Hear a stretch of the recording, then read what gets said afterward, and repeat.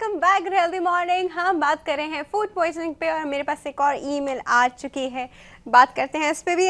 Hello, अस्सलाम वालेकुम। आपका शो बहुत ही कूल है। अच्छा थैंक यू सो मच। और आपसे ये सवाल करना था कि मैं अक्सर फूड पॉइजनिंग का शिकार हो जाता हूँ। ओके, अक्सर फूड पॉइजनिंग का शिकार हो जाती हूँ, सॉरी। बाहर का खाना भी नहीं खा सकती। किसी को कैसे हो जाता है ये मुझे पता नहीं चलता। क्या करना चाहिए मुझे? प्लीज़ डॉक्टर से ज़रूर पूछिएगा, मैं आपका शो देख रही हूँ। मेरी ईमेल ज़रूर पढ़िए। अलीज़ा, अलीज़ा, जिस तरह अभी थोड़ी देर पहले मैंने मेंशन किया था कि कुछ लोगों को कुछ नहीं होता या बहुत कम उनके ऊपर जिसे कहते हैं एक मैनिफेस्टेशन उनकी बहुत थोड़ी सी देर की होती है। मतलब 4 घंटे की हो गई, 5 घंटे की हो गई, उन्होंने 2 डायरियाज किए एंड दे आर फाइन।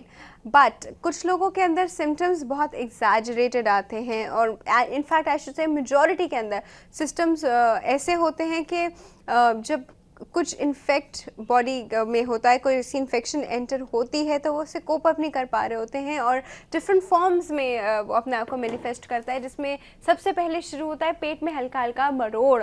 और वो मरोड़ शुरू होता है तो हम उसे इग्नोर करते हैं या फिर मरोड़ के लिए कोई दवाई खा लेते हैं। थोड़ी देर बाद जी डायरिया होता है, फिर वाटरी डायरिया होता है, फिर डायरिया की कंसिस्टेंसी जो होती है वो चेंज ही होती रहती है। फिर अगर हम लोग उस वक्त अपना ये स्टूल लिया करा लें तो पता चल जाता है कि कौन सा बैक्टीरिया है या कौन सा वायरस है या क्या है जिसने हमें इस वक्त इन्फेक्ट किया हुआ है, कौन सा प्रोटोजोआ है। डिसेंट्रीज जो होती है वो प्रोटोजोअल डिसेंट्री भी होती है, एमीबिक डिसेंट्री भी होती है, बैक्टीरियल डिसेंट्री भी होती है। तो एमीबिक डिसेंट्री और बैक्टीरियल डिसेंट्री में थोड़ा सा फर्क होता है। आप कहेंगे डिसेंट्री क्या वर्ड है? Dysentery is actually food poisoning. Dysentery जो है इसका मेडिकल टर्म है, तो डिपेंड करता है। बैक्टीरियल डिसेंट्री जो होती है वो ज़्यादा डेंजरस होती है, जैसा मैंने भी आपको बताया था। एमीबिक डिसेंट्री जो होती है वो डेंजरस ज़रूर होती है लेकिन फिर भी काफ़ी हद तक क्योर हो जाती है। तो ये सब चीज़ें जो होती हैं कुछ लोगों को बहुत ज़्यादा अफेक्ट करती हैं। जिस तरह मुझे लग रहा है आपका केस ऐसा है कि अगर आप 10 लोगों के साथ भी बैठ के खाएंगे तो सबसे पहले आप इन्फेक्ट होंगे और बाकी सब में थोड़े से आप बहुत ज़्यादा कम सिम्टम्स आएंगे, लेकिन आप में सबसे पहले आएंगे और सबसे ज़्यादा सिम्टम आएंगे। बहुत सारे लोग घर में ऐसे इंडिकेटर भी होते हैं कि सबसे पहले उनका पेट ख़राब हो जाता है तो पता चल जाता है कि वो खाना सही नहीं था। अच्छा, हमारे पास शायद एक कॉल भी है, ले लेते हैं। अस्सलाम वालेकुम। अस्सलाम वालेकुम। यूसुफ साहब, गुड हेल्दी मॉर्निंग।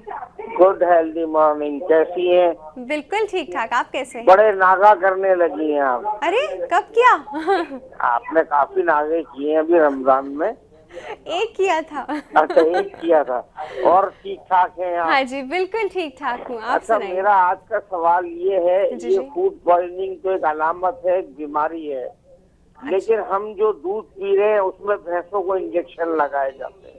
हम बिल्कुल जो घी खा रहे हैं उसमें केमिकल डाले जाते हैं। हम जो शक्कर खा रहे हैं उसमें केमिकल डाले जाते हैं। हम जो सब्जी खा रहे हैं उसमें दुनिया भर के खाद जो के दुनिया में कहीं अलाउ नहीं है वो खिलाई जाती है। फार्म की मुर्गी है, बाहर मुल्कों में उसको डिस अलाउ कर दिया गया है, यहाँ पे खिलाई जा रही है। तो ये स्लो पॉइजनिंग, क्या ये हमको वैक्सीन दी जा रही है? कितना अच्छा सवाल किया आपने यूसुफ। ये हमें वैक्सीन की जा रही है, क्या बात है। Thank you so much for calling. Yusuf साहब ने एक बहुत ही जिसे कहते हैं ना ऐसी अलमी की तरफ निशानदेही की है और बड़े ही मज़े से उन्होंने उसको कोट किया, हमें वैक्सीन दी जा रही है।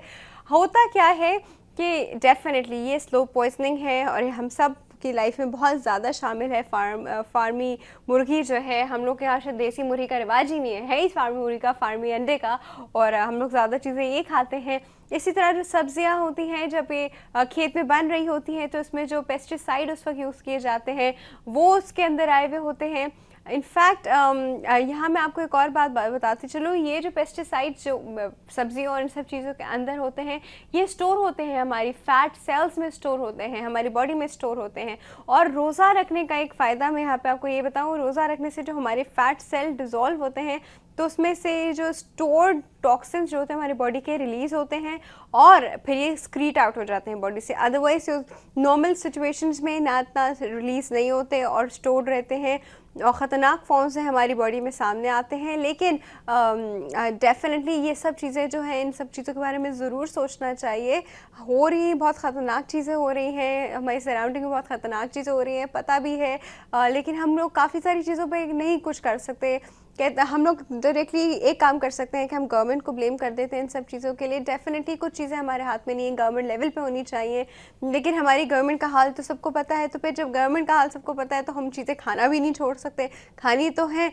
इसके हम लोग जो प्रिकॉशन कर सकते हैं वो सिर्फ ये कर सकते हैं कि मैक्सिमम उन चीज़ों को सिलेक्ट किया जाए जो कि ज़्यादा साफ़ और प्योर और रॉ फॉर्म में हो, बजाय कि हम इस तरफ की चीज़ों की तरफ जाएं। मुर्गी खाना बंद नहीं कर सकते तो कम तो कर सकते हैं ना, अंडे खाना बंद नहीं कर सकते तो कम तो कर सकते हैं।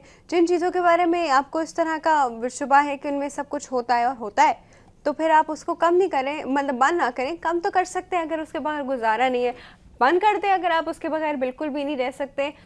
लेकिन जो हो रहा है वो तो हो रहा है, हम उसका और ज़्यादा कुछ नहीं कहा जा सकता। एक और चीज़ जो मैं यहाँ पे मेंशन करना चाहूँगी, अक्सर लोग जब स्टेक्स खाने जाते हैं तो रेयर स्टेक ऑर्डर करते हैं। एक चीज़ होती है मीडियम, एक चीज़ होती है वेल डन, वो रेयर स्टेक ऑर्डर करते हैं। रेयर स्टेक क्यों ऑर्डर करते हैं?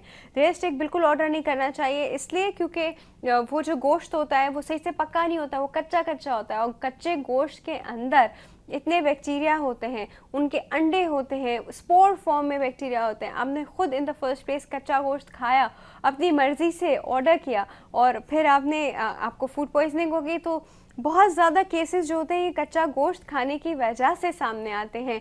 चलते हैं एक और छोटी सी ब्रेक की तरफ, व्यूअर्स कहीं मिल जाएगा, विल बी राइट बैक।